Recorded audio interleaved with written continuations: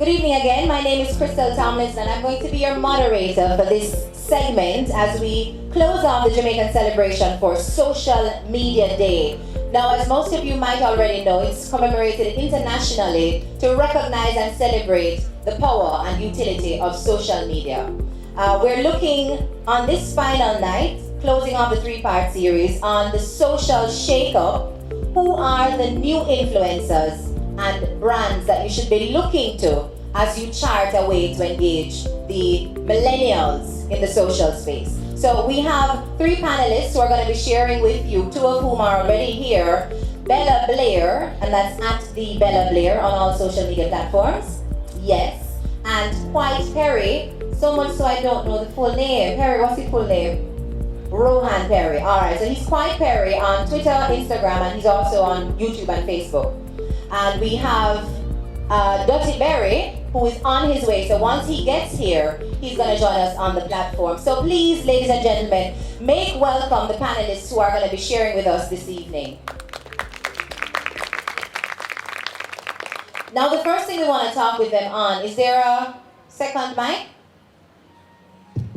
Alright, I'm going to pass my mic to them. Alright, come sit down beside me. Alright. I love to dress up properly, I can sit beside them now.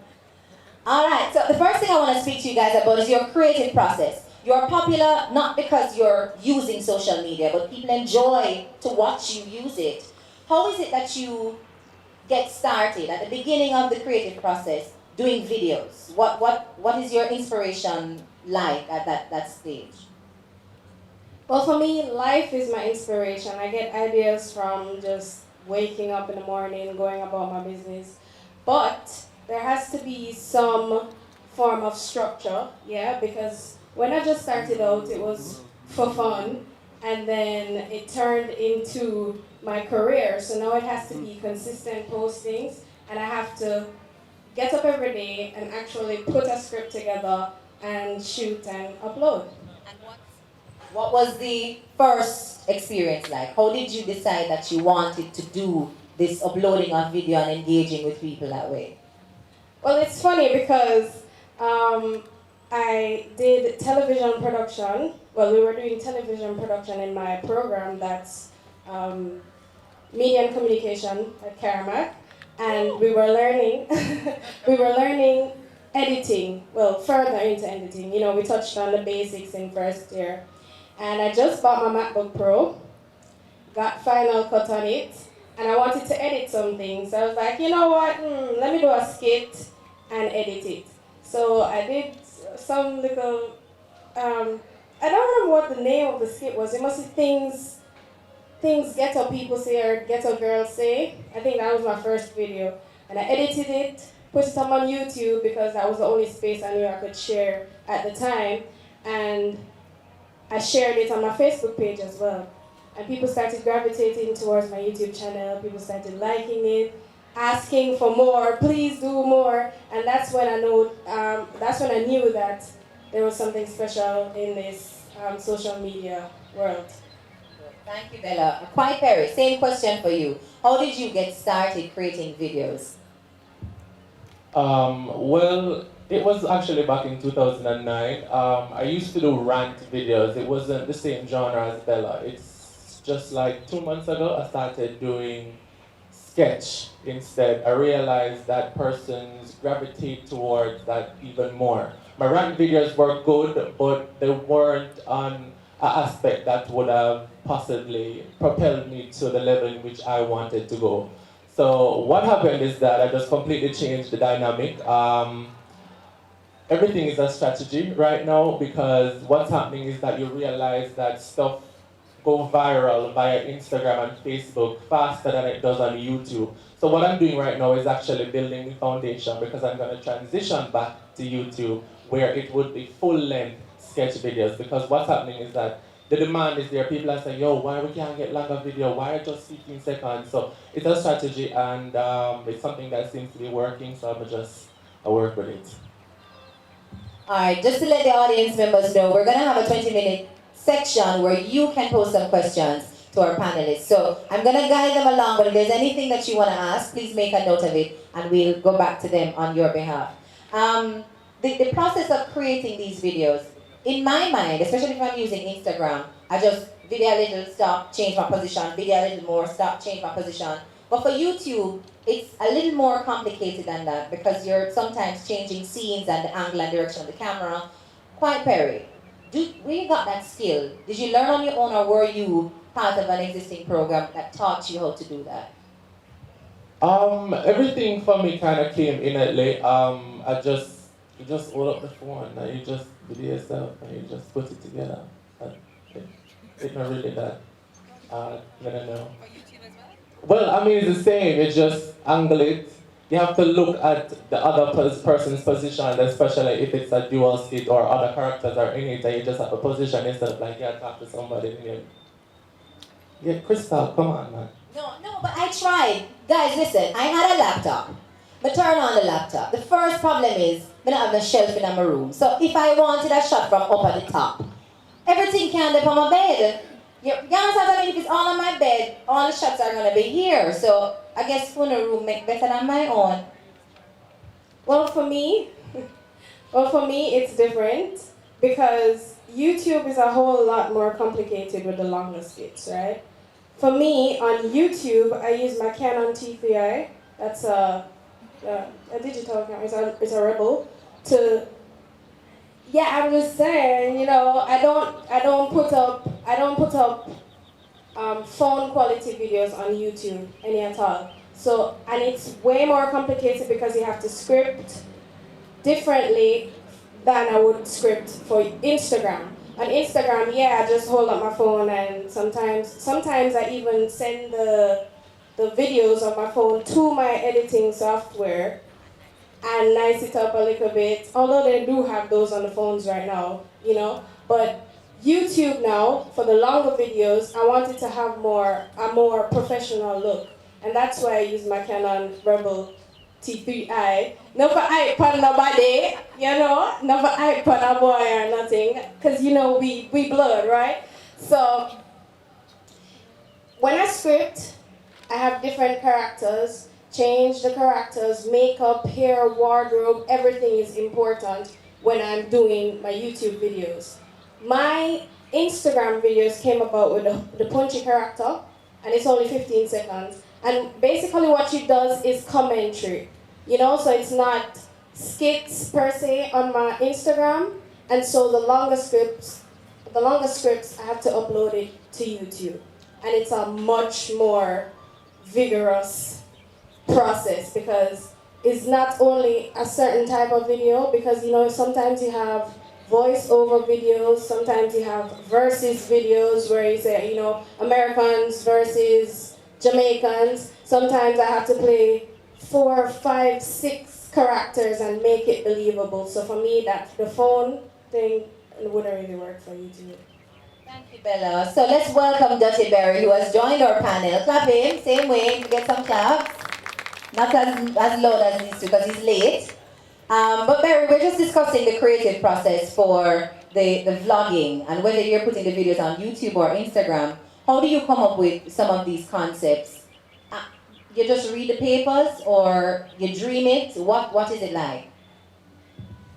Good evening. I'm definitely a lover of Jamaican culture, so from its pop culture, I basically know it.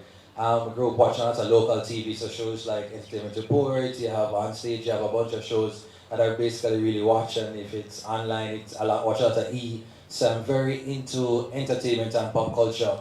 And when I decided to do vlogging, I'm like, what am I going to do? I have to do something that is basically an analysis of who we are as a people. So, to basically to show Jamaican people in a way that we don't really get to see ourselves all the time. So I think for me it is more almost like anthropology. It's just like, bringing a bit of a comedic approach to it.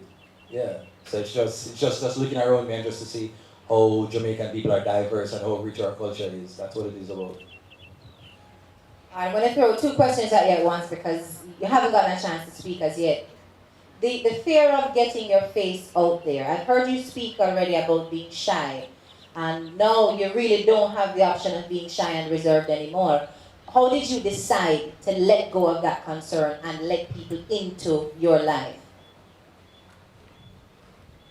It happened over time. It happened over time. That's one of the biggest fears because when you enter vlogging, you kind of want to do it for yourself, and you think you're cool and you want to do it. It's not until you actually start to get feedback from people, you find out, say, oh my, maybe I'm not as awesome as I think I was here. Especially starting out, your first set of videos never really shot. You really come from somewhere and people can be very mean. As I said, there's this one comment that made me stop vlog for about a year. And I started and I think somebody said like, because all my friends graduated before me, and I stayed back an extra time, an extra year, and somebody commented like, why are you wasting your time with this? You know, say all your friends they move on and work this, I try to do this vlogging thing and now reach nowhere. And so I see the comment, and the way the comment was, I felt that it was somebody who was close to me. And I stopped vlogging for a year because it really hit home. It hit home that basically I thought probably academics was my thing. And then I came to you realize that maybe I fault along the way. And then I say, okay, this vlogging thing, and then somebody said something like that. And it really hit me. I stopped vlogging for a year. And then I came back into it and I realized that it's not something you can do halfway. You have to just put yourself out there, put your personality out there, and just lay it out there for people to just either like you or hate you. And when I started to do that in 2013, is when my subscribers started to increase, when I started to just talk about things and didn't really care. And that is when everything happened, and then the test that moment happened, and moment then we had now work, and then we get job, after that and all them something there. But you really have to just own it. You can't do it halfway. And so now people knowing me, recognizing me, I don't, for some reason I feel like if I don't have on the glasses, people don't recognize me. Yes, I'll go out and I feel as if, it's a Superman thing, like I can just put it on and people don't recognize me. But the head kind of big, so it can't really hide. So that is just it. But people have been nice so far. Again, people have been nice, but one thing you have to definitely own your personality and own it and just understand. To be a vlogger, people are going to know you. And you have to just live with it. Thank you. Coming back to Perry, we understand how your thing went from 0 to 100. Tessan really proved to be the catalyst, her performances. Quite Perry, what was that moment of transition for you where you went from the average person blogging about something to someone who was popular and people knew you and were requesting not just videos online, but probably to see you in person? Well, I would say, what did I do this now? 3 months? Well, the sketch thing overall is 3 months. And the first video I did, it actually went viral. I said, wait, I get followers. And then it kind of just encouraged me to want to do more, want to do more, want to do more. And I want to say, for somebody who's just started, right? 3 months. 3 months, I've amassed a huge following. As opposed to persons who have been doing this for years, or I would want to say a public figure or an artist. But it's a work. I'm still adjusting to it because it's like when I'm out in public and people see me, it's like, I don't know, I feel weird being the only topic of conversation, and people just recite my lines and I say, we can't stop talking about this now, like we can't talk about something else. It's a good feeling, and I'm exceptionally grateful. Bella, what has been your most popular video and how did you come to create that one? My most popular video has been the Punchy do the makeup video with the bad makeup, and she was just going in a yes, I'm talking not from YouTube. That video got 2 million views on Facebook. 2 million views on Facebook. Going to 3 million because people are still watching it. I go Canada, that makeup thing there. New York, that makeup thing. Florida, that UK, that makeup thing there. That video has been viral, right? The inspector. I wake up one day and I say, Mommy, you're not going to do a video. I think it was in a dream or something. It's your dream number, cash pot number and something. It was in a dream. And I woke up and I said, you know what, I'm going to do this today. And funny enough, I was in my mom's room recording the video at the time. And she was making a bag of noise outside. I'm like, Mommy, stop the noise, because my fellow vloggers can relate. When you're trying to do something in your house and somebody else in the house making a bag of noise, it's just annoying, you know? And your mother, well, you're lucky, so your mother help you. My mother, she a cook one bag of thing. Cupboard, I never know say cupboard can make so much noise. But anyways, I was on the verge of, you know what, we can't bother with that video anymore. And then a voice said to me, you know what, no, continue. So I said to Mom, I called my mother in the room and I'm like, Mommy, I'm gonna ask you please to just, cool down. She's like, oh, you videoing? Okay, all right. And I do the video, put it up, views, popular YouTubers with millions of subscribers sharing, popular people on Facebook sharing, and they're even messaging me to say, great work, this is hilarious. Everywhere I go, people talk about that video. And it has brought in a lot of YouTube subscribers for me. Just very quickly, convert that into cash for me. How does that help you to pay a bill? Because it should. Well, I'm one of the few YouTubers in Jamaica who actually get paid from YouTube. I mean, you can accumulate money here, but to collect it, I'm one of the few people who, well, I don't know about anybody else, so that's why I'm saying few. And I will get my paycheck. If it reaches over 300 US, thereabout, I get paid in my US bank account. So I get paid from YouTube, I get paid from the recognition, people seeing me online, hosting. I get paid from being an entertainer, so that's how my bills get paid. Does it vary? Are you planning to make a grand return to YouTube? I mean, definitely. YouTube is my place. That's the area that I like to say that, that I basically like to think that I own.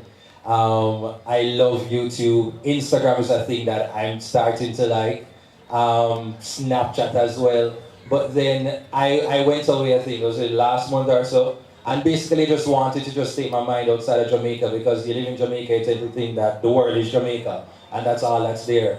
And just to be outside there and just interacting with people who didn't know about Tiberi, and to find that they could find me engaging and even interested in any level, it basically said that I had some gift that it is not necessarily limited to Jamaica. So now I'm thinking about doing stuff on a larger scale, a grander scale. I've always wanted to go into parties and to do some really epic sort of videos, big productions. But just to think about having people together and everybody on board, it seems like a mammoth task. But I'm going to make my return, and it's supposed to be probably next month. So some really epic videos with some familiar faces. Oh, jeez, on Maxfoot. Yes. I totally forget about that. But yeah, I have a video, in the works, but yeah, me and Gaza speak nothing more than that. All right. We'd like to know that you all are able to make some money doing this, because a lot of people are enjoying the product and the talent, so you must enjoy the returns on it as well. Perry, you get a lot of shares and reposts from Spice, who clearly has a big market for you to tap into. Is that organic, or are you able to coordinate that? Because if you do, maybe you can share how people can make the most of connections that they might have, or foist it upon the participant. Well, if you see my video on any artist page, I mean manage them page. So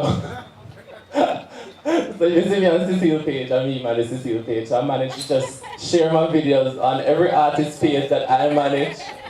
I'm just saying, I manage their pages, so it's well for me to kind of share it through their socials, so that I can kind of garner some form of following, some form of return. It's really good to have the connections I have. Nice. Now, would you consider integrating your talent with their onstage talent? Would you? Well, any of the bloggers, I want to answer this as well. Do you consider your talent performable outside of the phone? You think you can stand in front of an audience and present and perform and rally a crowd and get some fans that way? In terms of stand-up comedy, right? That's what you're talking about, stand-up. Persons have emailed me. I have a number of emails of persons asking me Would you do stand-up comedy? And I don't think that's something I want to jump into just yet. It's different with you videoing yourself in your house as opposed to engaging and interacting with people. I mean, I think I'm very witty and I think I'm very off the bat in terms of engaging with people and a crowd, but I mean, I think that's something that I'll take my time to transition into because I have to touch YouTube first and then reach that level there. Well, for me, I'm actually a performing artist, so I sing, dance, act. I'm involved in theater, so I'm involved in theater. You know, multifaceted. You can't be boring, multidimensional. You know, in today's industry, you have to bring more than one things to the table to get people excited. Not true. Good girl can't boring. Mm-mm. Anyway, so. Funny enough, you asked this question because I've always been a fan of Broadway. I love Broadway. I always wake up, dream, see myself on the stage. And the other day when Lion King came, well, not the other day, not so much the other day, but when Lion King came to Jamaica, I auditioned, got through, by the grace of God. So I'm just waiting on my call now, you know, but as it goes for Bella, the comedian on stage, definitely. You know, you just have to work on your scripting, do your research on how to relate to a crowd because as Perry said, it is very different being in front of a camera, a phone, and editing as opposed to engaging a live audience. It's totally different and it's probably somewhat harder in some cases, but it's different, you know? But definitely Bella Blair, one-woman show in the mix, because UK are big for it, so you know, the demand is there, it has to be done, and it has to be done professionally and well. Alright, I'm gonna allow this Barry to respond to the same question, but after that, I want you to tell me a little bit about your partnership with the Dutchy of Jamaica. I want to know how you got that, and I'll ask a follow-up question after, but give me those two. I saw the question before was something about entering, on stage. I just did the YouTube thing just as a random thing, and you know I liked it. But immediately once people see you online, they immediately think that you just have the stand-up gift. And if you don't really know yourself, you will just think that you can do it and rush into it and then go flop. So for me, it was more of I wanted a natural transition. I wasn't given much time because soon after Tessan and The Voice, an opportunity presented itself, I think probably she won about November. An opportunity came in January or I think January, the end of January. And I had to stand up and give comedy in front of people for about 15 minutes. And I not even used to go to the prayer devotion at school. I used to just very afraid that there's something there. So to be at a certain age and have to be in front of over 300, 400 people and just to give jokes of 15 minutes, it was very scary. But I went up there and I had my paper, I have my notes come free, I forget certain stuff. But more working at the actor and actually, I never get booed, it actually was quite well. And then a couple of weeks ago, I did CFW and they put me on right before Billy Ocean. And it was very scary, but I did it and it was well, it went well, people laughed and enjoyed it. So now I'm looking at it now and saying maybe I need to just own this stand-up thing and go into it more. So yeah, it is something, as Bella said, you can't really just limit yourself to one thing. You want to do this, if you have as many talents as you can, you just try to utilize them, you get me? Next question now, the Dutchy of Jamaica. Now Dutchy of Jamaica is probably one of the only work when we can basically say me, the kind of hustling. Yeah, because they had some beach cleanup and most of the people in there, but they do some years ago I did volunteer work because I didn't want to work bad. And I said, somebody, linked me up and say, you can do volunteer object, cross from Devon House, but go over there, I'm going to do it. Never give them more than to do some little clip art and post up at some function. But I went there same time. So when I went to the beach cleanup now, they had some shirts that said, no, Dutchy of Jamaica, no, Dutchy of something. So everybody are wearing now, but when me put it on, people started walking and laugh at me and say, it's what's happening if something spill out, know. And then the lady, Diane McCauley, she saw it, and I guess some light bulb click. And then same time I said, I'm so a friend her now, I said, we start talk to her, and then before boom bam, she give me a call and say, hey, your name Dr. Berry, this campaign is coming up now. We basically want to improve people's awareness and taking care of the environment and not to litter, not to pollute. I know that Jamaica is a place for us and we need to maintain it for the future. So she brought me on board now, and that was how that happened. Just an easy, simple transition, just in terms of being at the right place at the right time and understanding how to network. And that's how that came up. Not of Jamaica, yeah. Congratulations. Quite Perry, have you worked with any brands or are you planning to work with any brands existing locally or overseas? There are a lot of opportunities. There are a lot of things actually in the making. I have 2 summer campaigns coming up with 2 huge brands. I just signed a contract today with Jamaica Observer to do an online TV show with them. And I have something else. I don't know if I must talk about my TV show yet, but it's in the making. But I don't want to make that jump so quick because I don't want to be up here. I want to climb as well. But we have a whole heap of things I do, whole heap of things. I have Teen Expo coming up. There's this branding new, a whole heap of things. But Emma, come, just stay tuned to my Instagram page. All right, and Bella, we know you do some work with Crown Water, so tell us about how that relationship was developed. Well, I'm the brand ambassador for Crown Water. I got called in because they saw my work on YouTube. That's where most of my stuff is. And they said, well, we want you to be a part of the Wisnico family, Crown Water, right? So I represent the brand Crown Water even now. It's funny because we went in a meeting and they had a different agreement for us, my manager and I. And we said, you know what we want? We want this, that. We want an ad. We want this. They're like, oh, you have to work for that, blah, blah, blah, blah. Next thing we know, they're calling us up because I don't think they really did the research on me. They just, saw a 1-2 video. But when they started doing their research, they're like, oh, you know what? We really want Bella to represent Crown Water. So we came with, 8 concepts? 10? 10, 9, 8? Roundabout 8, 9, 10. Got to there. And they chose 3. And they chose it in order of likability, which one them like most. And we went with the idea of me being a crazy fairy enjoying Crown Water all over the streets. Because one day I woke up and I'm like, you know what? Ryan, because any idea that comes to my head, I call Ryan, that's my manager. And I said, you know what I'm seeing? One bat suit. You know which song me I hear? Everybody would be reunited. Oh. And then Ryan is like, what craziness he coming with now? We presented that idea to them. They loved it. We signed the agreement, of course, because you gotta put things on the dotted line. And then we shot the video in like 2 days. 2 days. My team, they presented their team, but I'm all about Ubuntu. I am because you are. That's African philosophy.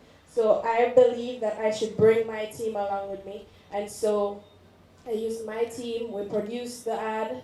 We shot the ad, edited, everything was my team. And then we gave it to them. So we basically gave them a finished product. And our relationship so far has been amazing, because I turn around things quickly, I handle things in a professional manner, and everything just runs smoothly from there. So I represent the brand Crown Water. Bella's Bizarre World, my show that was on RETV. We did a season, and they actually wanted to sponsor it. So we're waiting for season 2 to come around. That's my relationship with Wisnico, Crown Water. Okay, so we've spoken about your success as individuals, but from time to time, when across platforms and work with each other on some videos. So I've seen guest appearances from some of you on each other's pages. How does that work? How do you maintain good working relationships with what could easily become a competitor?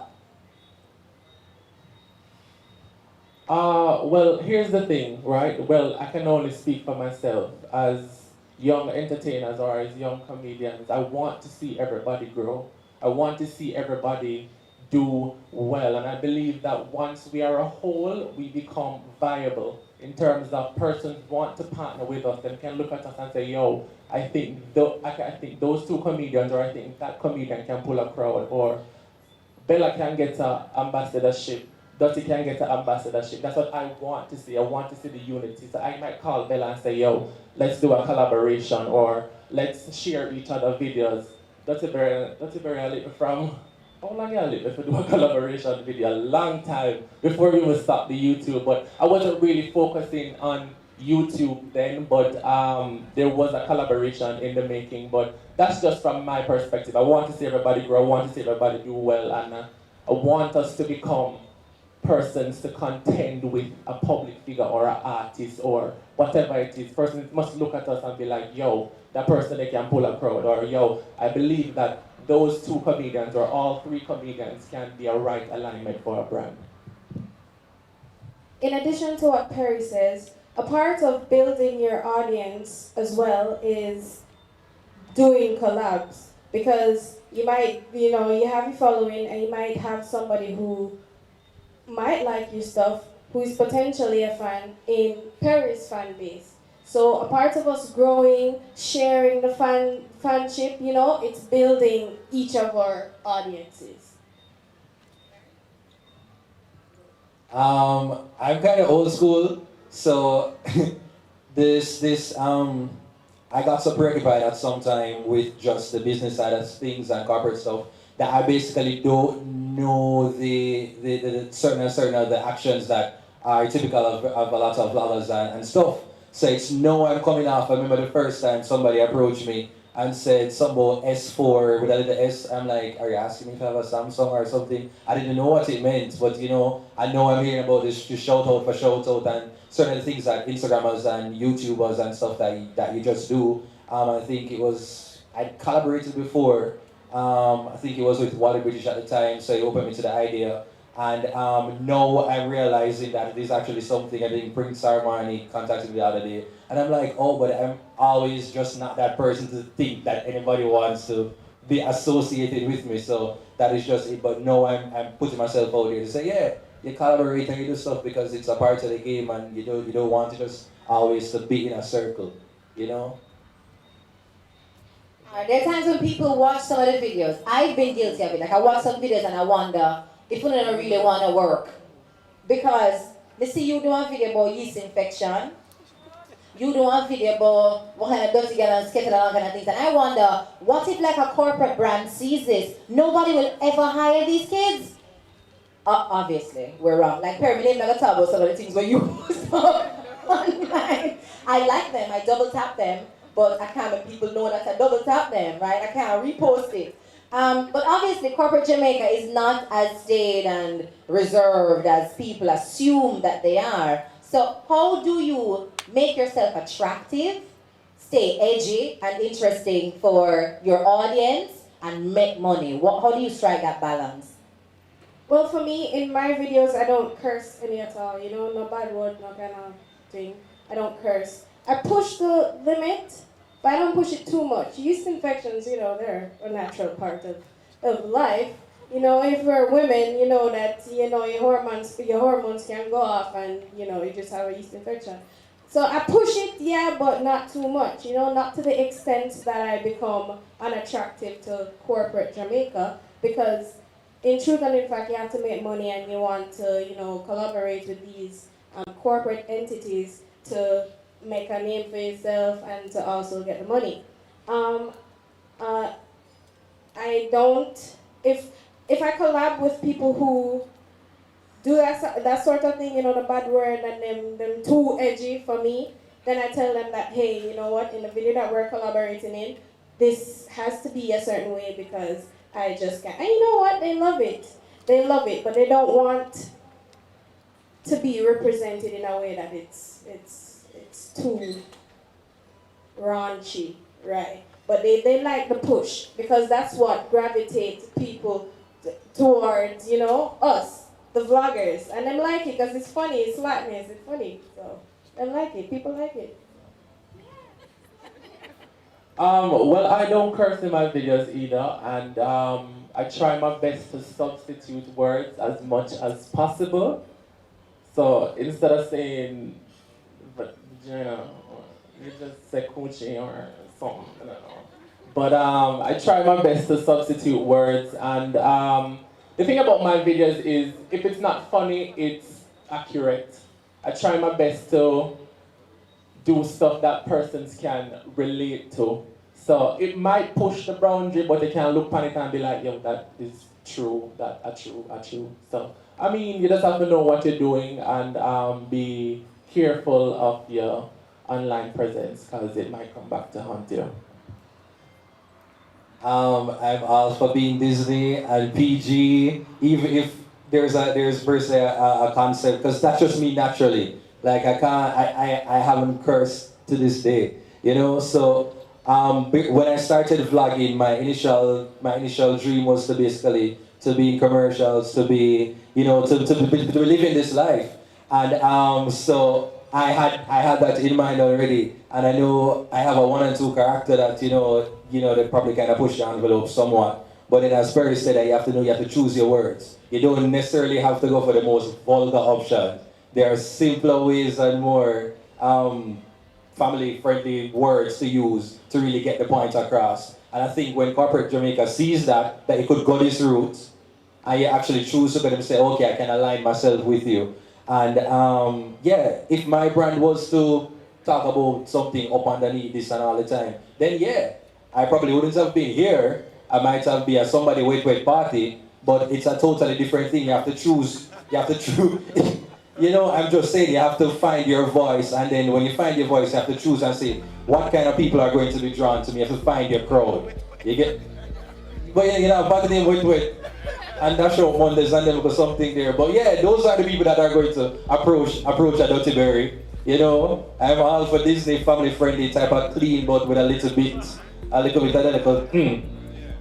bit of because as I was reasoning with Perry one time, and he told me something, and that's when I actually started doing a little bit of Instagram videos. That what did he say? He said Ratchet sells as much as people want to. Again, there's something there, but you put out something ratchet if you probably get up and talk today about you're going to heal the world and you're going to clean this room and it's going to be a lovely place, you might get 10 views. Get up today and talk about, somebody jump off on a speaker box and split and their head, knock out for 10 seconds. That video gets shared like over and over again. And it was, when I actually noticed that, I put up a little video about Jamaican faces when they're dancing, or some women faces. And I didn't want to be because it involved a wig. I wanted the blonde wig I'm find from a manager. I'm gonna do it. And I'm gonna do it, I'm gonna put it where I'm gonna run away from Instagram for a little while. When I came back and I saw the views and the shares everybody, I'm like, whoa, maybe this thing was really right to actually do something ratchet. Might be out the box, but people dig it. So it's like a learning lesson. Alright, I'm gonna advise you guys to check out Dirty Berry's page and look for that Faces Jamaican Women Make in the dance. And look for hers on yeast infection, and anyone when having head tie up, watch it. Anyone when you see with a yellow head tie, watch that one.